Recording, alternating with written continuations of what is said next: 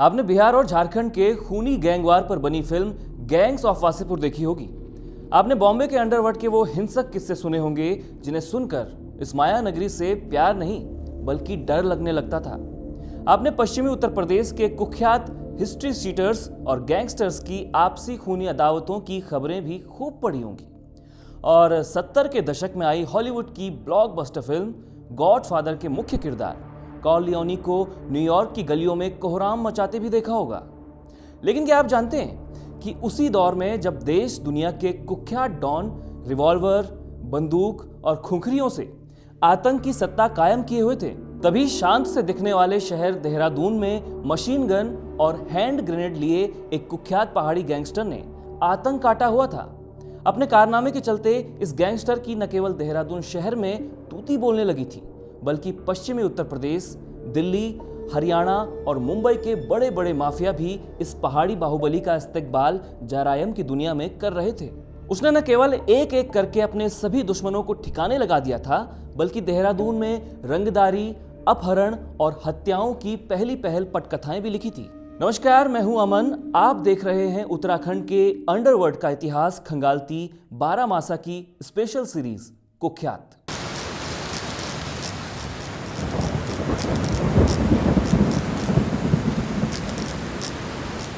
ये कहानी शुरू होती है उस दौर से जब देश को आजाद हुए महज एक दशक ही बीता था। बंटवारे का दंश झेल रहे लाखों परिवार अपनी बिखर चुकी जिंदगी को समेटने में खपे जा रहे थे।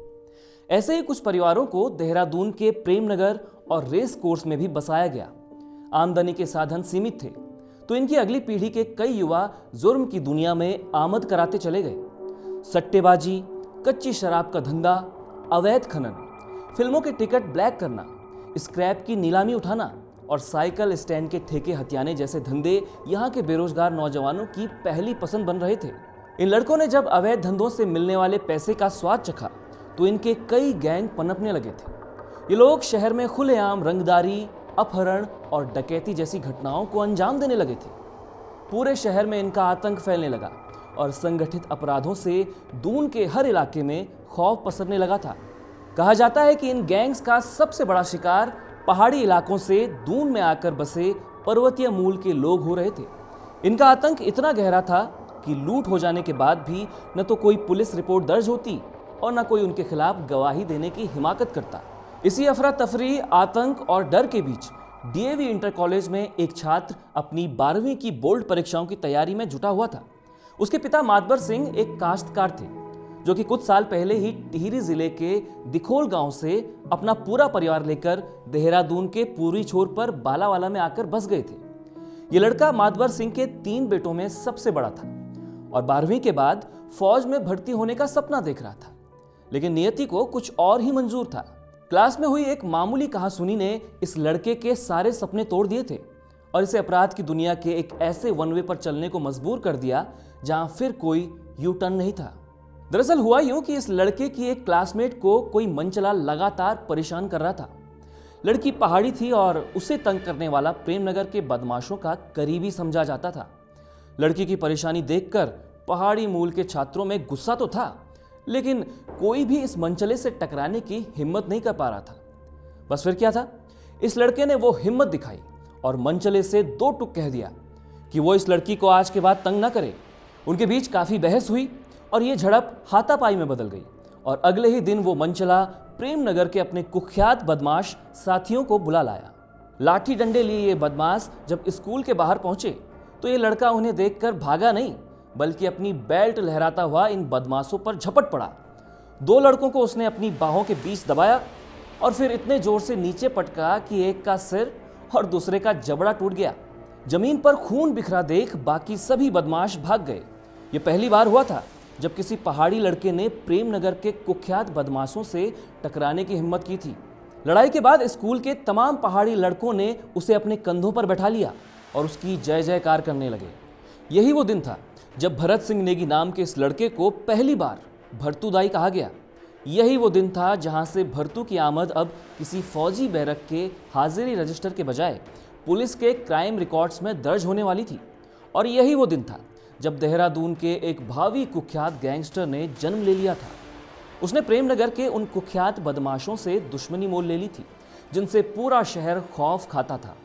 ये दुश्मनी फिर बढ़ती गई। भरतू भी इससे पार पाने के लिए और भी ज्यादा हिंसक होता गया और उसका नाम देहरादून के अलग अलग थानों में अपराध दर अपराध दर्ज होता चला गया। भरतू भले ही पुलिस के क्राइम रिकॉर्ड्स में बतौर गैंगस्टर दर्ज हो रहा था, लेकिन आम लोगों के बीच उसकी रॉबिन हुड जैसी छवि बन रही थी।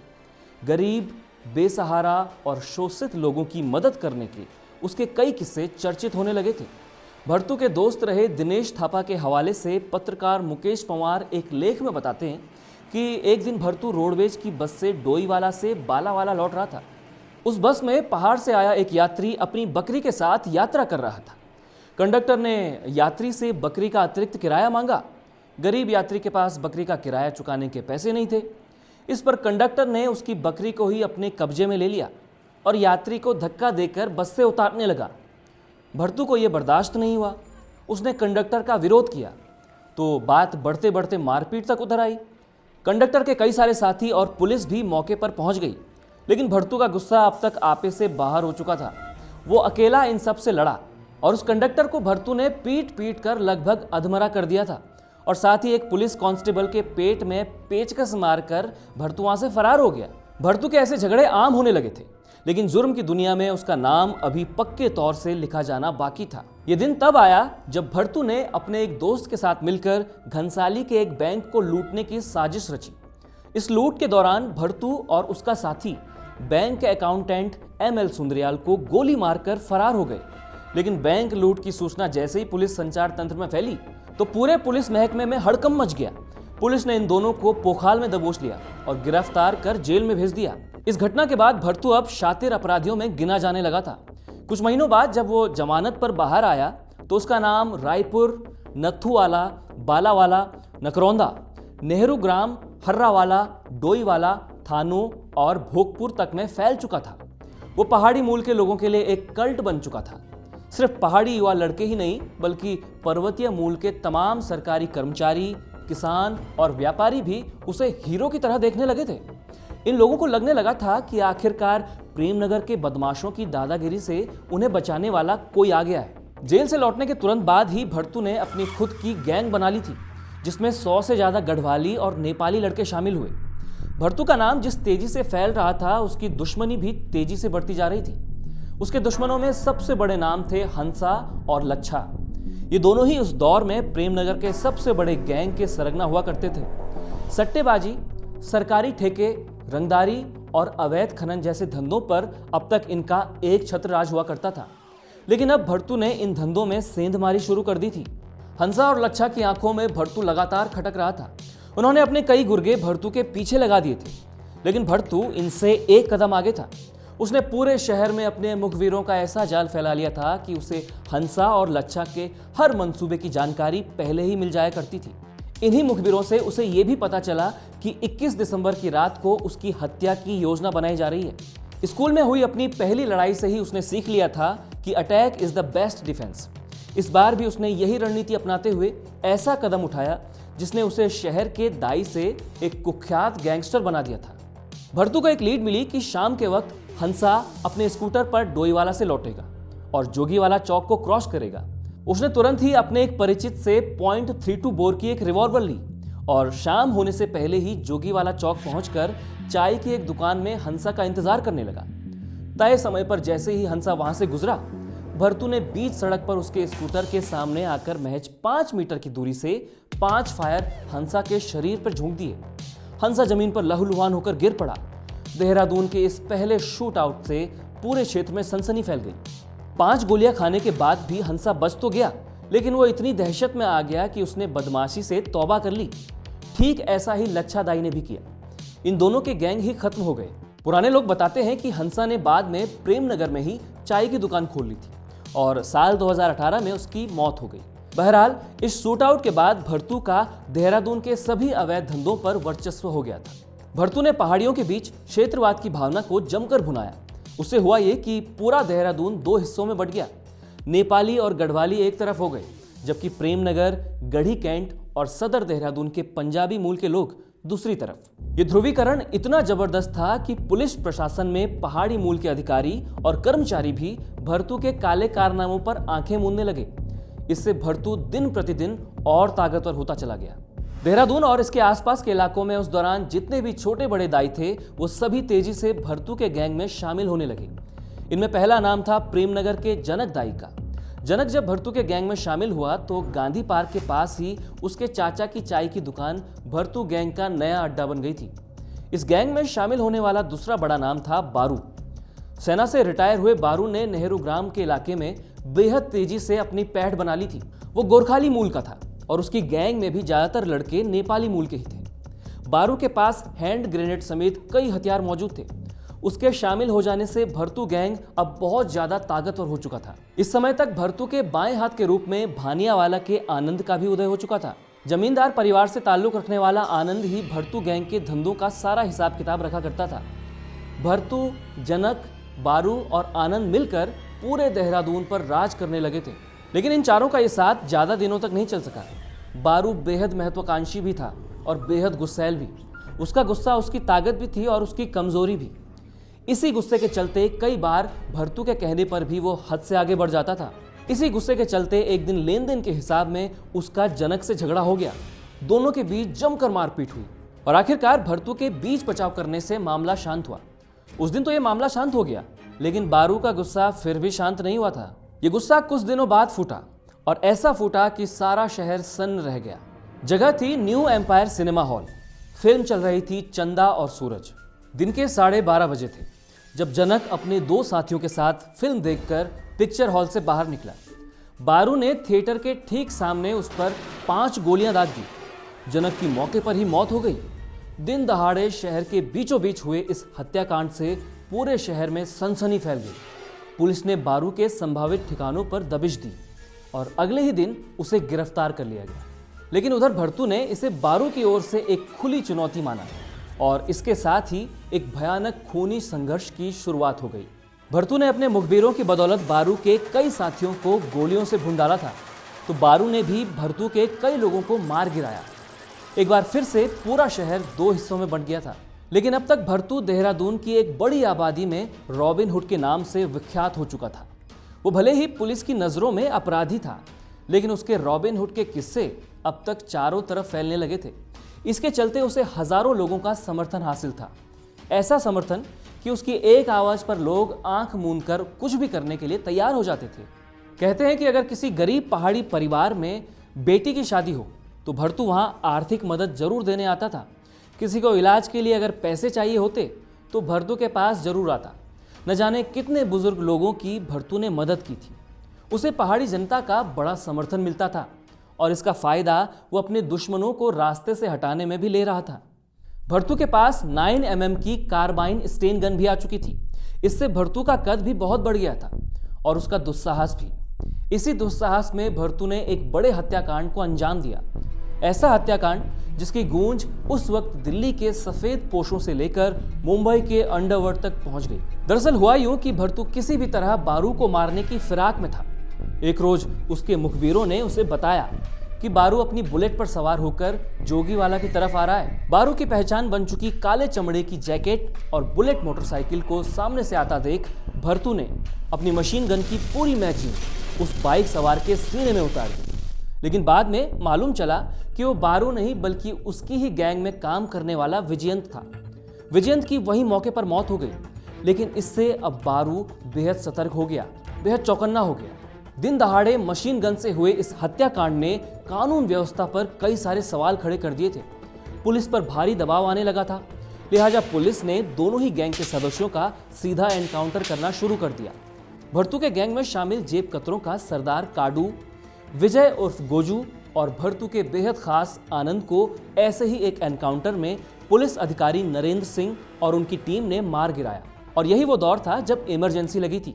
भरतू को पुलिस में मीसा यानी कि maintenance of internal security act के तहत गिरफ्तार कर जेल भेज दिया गया। अपने कुछ बेहद खास साथियों के मारे जाने से भरतू बेचैन था और जेल से बाहर आने के लिए छटपटा रहा था। तभी एक ऐसी घटना हुई जिसके चलते वो पुलिस की गुड बुक में आ चुका था। हुआ ये कि मुजफ्फरनगर में एक बड़ी बैंक में लूट हो गई। ये बैंक लूट 8 लाख रुपए की थी और 70 के दशक में ये देश की बड़ी बैंक लूट में से एक थी। इसे इतने शातिराना तरीके से अंजाम दिया गया था कि पुलिस के हाथ काफी समय तक खाली रहे। उस समय देहरादून कोतवाली में इंस्पेक्टर महावीर त्यागी थे। उन्हें इस बात का इल्म था कि भरतू के पश्चिम यूपी के बड़े कुख्यात बदमाशों से संबंध थे। लिहाजा वो जेल में भरतू के पास गए और उससे मदद करने के लिए कहा। भरतू ने इसे एक मौके की तरह लिया और जो जानकारी पुलिस इंस्पेक्टर को दी उससे उनके पैरों तले जमीन खिसक गई। भरतू ने बताया कि ये लूट विक्रम और धर्मपाल नाम के दो जाटों ने उसकी ही मशीन गन का इस्तेमाल करते हुए की है। उसने ये भी बताया कि वो दोनों अब चंडीगढ़ में छुपे हुए हैं। भरतू की मदद से पुलिस ने दोनों को दबोच लिया, लेकिन इस ऑपरेशन में इंस्पेक्टर महावीर त्यागी की मौत हो गई। आगे चलकर विक्रम और धर्मपाल नाम के इन बदमाशों को फांसी की सजा हुई। बहरहाल ये गिरफ्तारी पुलिस की बड़ी जीत थी और इसमें भरतू ने अहम किरदार निभाया था। लिहाजा उससे पुलिस से परोक्ष समर्थन मिलना और भी ज्यादा बढ़ गया। लेकिन अब तक बारू से उसकी दुश्मनी बेहद बढ़ चुकी थी। लेकिन अब बारू भी कोई छोटा मोटा गैंगस्टर नहीं रह गया था। उसके गैंग में भी मशीन गन से लेकर वो तमाम हथियार आ चुके थे जो भरतू की गैंग के पास हुआ करते थे। इससे दून घाटी में खूनी तांडव इतना ज्यादा बढ़ चुका था कि लोग शाम के वक्त घरों से निकलने में भी डरने लगते थे। आए दिन हत्या होना आम बात हो गई थी। रायपुर में भरतू गैंग का कुंदन मारा गया तो बदले में भरतू ने बारू के साले तेजू और उसके साथी राम अवतार को प्रिंस चौक के पास मार गिराया। इसी दौरान पुलिस ने बारू के खास आदमी को अपनी तरफ मिला लिया और एक दिन उसी खास आदमी ने बारू की शराब में जहर मिलाकर उसकी हत्या कर दी। कहा जाता है कि इस पूरी साजिश में भरतू का भी अहम किरदार था। भरतू का सबसे बड़ा दुश्मन अब मर चुका था। हालांकि बारू की मौत के बाद उसका गैंग शशि और रेशम थापा संभाल रहे थे, लेकिन भरतू इन्हें अपने लिए कोई खतरा नहीं मानता था। उसका यही ओवर कॉन्फिडेंस उसकी मौत का कारण भी बना। तारीख थी 14 नवंबर 1978। बालावाला में एक नाटक समारोह आयोजित होने वाला था। भरतू को ऐसे समारोह बेहद पसंद थे। भरतू इसकी तैयारियों में जमकर लगा हुआ था और इसी सिलसिले में वो अपने साथी राजेंद्र सिंह के साथ नाटक के निमंत्रण पत्र छपवाने एस्ले हॉल की एक प्रिंटिंग प्रेस अपनी मोटरसाइकिल से जा रहा था। रास्ते में भरतू अपने एक परिचित के पास रुका और उसे बताया कि उसकी मशीन गन का बर्स्ट फायर 3 गोलियां दागने के बाद अटक रहा है। उसने अपनी मशीन गन मरम्मत के लिए इस परिचित के पास ही छोड़ दी और अपनी बुलेट से एस्ले हॉल की तरफ निकल गया। उसके परिचित ने उसे चेताया भी कि वो बिना मशीन गन के ऐसे खुलेआम शहर में न घूमे, लेकिन भरतू ने जवाब दिया कि अब कौन बचा है जो मेरी जान ले सके। लापरवाही में कहा गया वाक्य भरतू के जीवन का अंतिम वाक्य साबित हुआ। रेशम, शशि और उनके तीसरे साथी मजनू को जब यह सूचना मिली कि भरतू बिना हथियार के निकला हुआ है तो जैसे उनकी मुराद पूरी हो गई हो।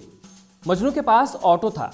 तीनों हथियारों से लैस होकर ऑटो में बैठे और भरतू के पीछे निकल गए। उस दिन भरतू के साथ रहे राजेंद्र सिंह बताते हैं कि एक ऑटो आया और हमारी बाइक के बगल में चलने लगा। उस पर पर्दे लगे हुए थे। फिर एक पर्दा हटा और मशीन गन से जबरदस्त बर्स्ट फायर हुआ। एक गोली मेरे जबड़े में लगी जबकि 3 सीने में। मैं बेहोश हो गया। तकरीबन 10 गोली भरतू को लगी और उसकी वहीं मौके पर मौत हो गई। मैं किसी तरह से बच गया और लंबे समय अस्पताल में रहने के बाद ठीक हुआ। जिस दिन भरतू मारा गया उस दिन बालावाला समेत कई गांवों में लोगों ने दुख में चूल्हा नहीं जलाया था। भरतू की मौत के साथ ही देहरादून में संगठित अपराधों के शुरुआती अध्याय का भी अंत हो गया, लेकिन उसकी दादागिरी के कई किस्से और रॉबिन हुड सरीखी कहानियां दशकों तक देहरादून में सुनाई जाती रही हैं। बालावाला में उसके नाम से एक चौक आज भी मौजूद है। भरतू की हत्या के बाद रेशम और उसके दोनों साथियों का वर्चस्व भी दून में ज्यादा दिन न रह सका, क्योंकि जल्द ही दून घाटी में एक नए दाई का उदय हो गया जिसने घाटी में अपराधों में दूसरा अध्याय शुरू किया। रेशम थापा और शशि की हत्या करके अपना वर्चस्व जमाने वाले इस नए कुख्यात का नाम था निक्कू। निक्कू की कहानी हम आपको कुख्यात के अगले एपिसोड में सुनाएंगे। तब तक जुड़े रहिए हमारे साथ 12 मासा।